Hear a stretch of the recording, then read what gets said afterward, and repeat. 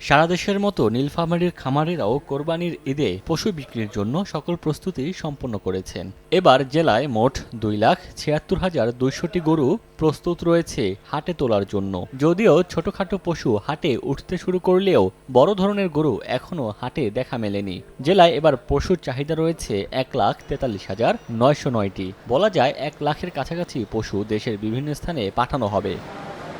জেলার বাহিরে সাধারণত 6 থেকে 15 মনের হৃষ্টপুষ্ট আকর্ষণীয় পশুর চাহিদাই বেশি থাকে। তবে 4 থেকে 6 মনের মধ্যে বা নিচে পশুর সংখ্যাই এখানে বেশি। পুরো জেলার সবচেয়ে ব্যতিক্রমী 15 থেকে 20 মন ওজনের হৃষ্টপুষ্ট দর্শনীয় গরু দেখা মিলেছে এই এগ্রো ফার্মে। এখানকার দুটি ষাঁড় শখ করে নাম রাখা হয়েছে ব্ল্যাক ও রেড ডায়মন্ড।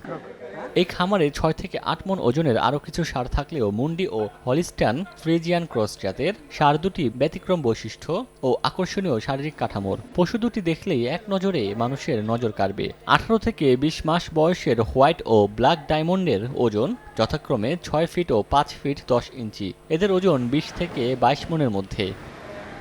খামার মালিক বলেন, শখের বসে এই খামার গড়ে তোলা হলেও এখন তারা এটাকে বাণিজ্যিকভাবে তৈরি করেছেন। গরু ছাগলদেরকে আমি খাওয়াই চোকর, ভুসি, ঘাস, মসুর পাউডার, তারপর ধানের গুঁড়া।